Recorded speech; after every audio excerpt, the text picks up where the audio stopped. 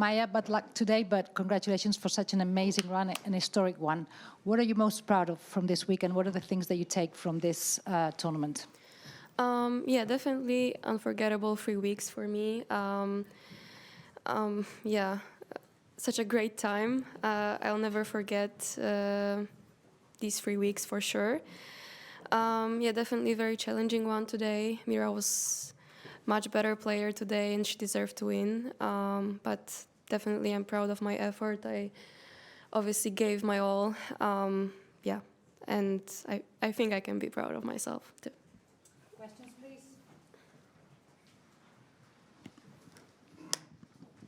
Hi there, Maja.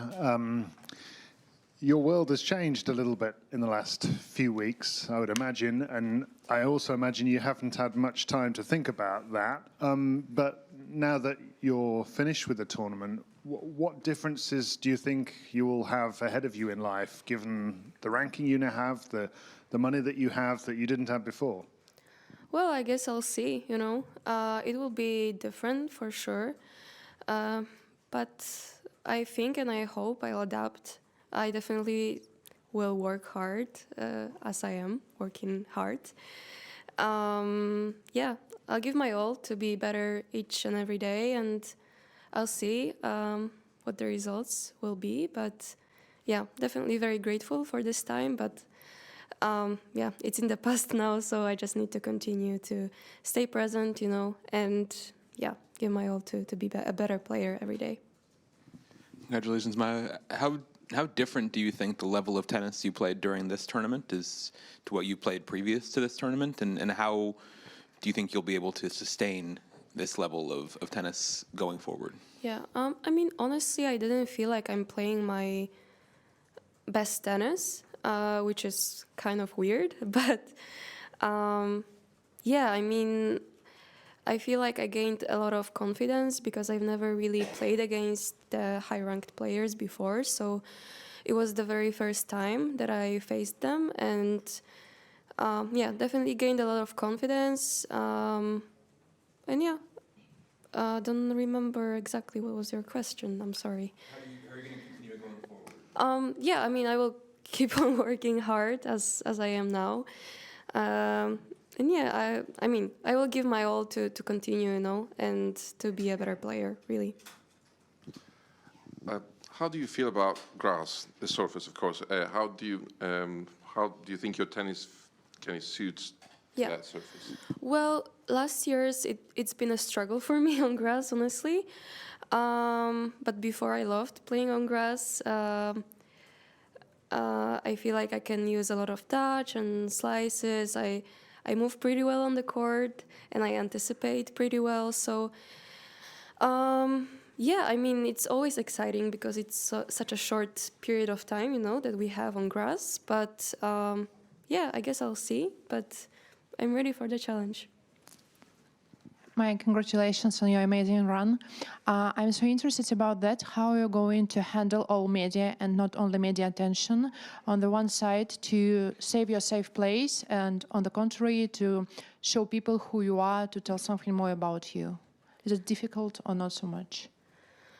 I mean, how I handle it, you ask? How are you going to handle it? I mean, I'll see. It will be different, as I said before, but I feel like I'm pretty grounded and I have a good people around me, so I know my priorities, you know, so I'll focus on them. And yeah, we'll see. Maja, congratulations on your run. Just on the grass, are you hopeful that Wimbledon potentially might give you a wild card? And how would you feel about going back into qualifying from having now played a final? Well, I mean, that would be a news of a century, you know. Honestly, I don't expect it. But yeah, I mean, I'll see, you know. I will treat it as a challenge. It's a new surface. I don't have much time. But yeah, I'll give my all, you know, and we'll see. But I'm excited. Grass is always a nice kind of change. Congratulations, Maja. Great run here. I wanted to ask you about how you were feeling physically in this final. How tired were you, and how tricky an opponent, and what makes Mirra so difficult to play against? Well, obviously I was tired, but it's normal. You know, I feel like everyone would be, and everyone is. Like, we're playing so many matches. But, I mean, all credits to Mirra, because she's such an incredible player, so solid. She handled the conditions much, much better than me. So she, I mean, 100% deserved to win today, for sure. Hi, Maja. Well done. How nervous were you this morning, and how did you try to manage your nerves? What was your morning like? What did you do? Well, I did everything that I've been doing for the last 3 weeks, but definitely nerves were there. I was definitely stressed. But I was stressed before every single match, to be honest. Like, I couldn't eat for the last 3 weeks. Like, my coaches were eating pizza, and I was like, nah. So, yeah, so I'm just actually excited to kind of, you know, finish the tournament, and maybe the joy of eating will come back. Maja, well done. You mentioned there that you don't even think you're necessarily playing at your best level. Do you think we then sometimes overestimate the gap from players around 100 in the world to the top? And do you think your run here will act as an inspiration to players at that kind of ranking? Well, I think so. I know many, many great players that are ranked outside top 100. You know, it's such a thin line now. I feel like a lot of things need to click. But yeah, for sure, there are so many great players. And yeah, I wish them all the best. I hope that my story these last days were inspiring for them. And yeah, and I'll see them in the, let's say, top 50 now. Yeah, so. And just to follow up on that, you said that sometimes things just need to click. Well, especially if you know you haven't maybe played your best level this week, what is it that has clicked with you these 3 weeks? Well, I mean, you know, it's such a huge jump all of a sudden, but really it's been, I mean, 18 years of hard work and patience and, you know, perseverance. Like, I had to go through so much to be in this place, in this position. So, you know, life's weird sometimes, and you just gotta kind of do your thing and believe that it will click someday, and I'm happy that it did.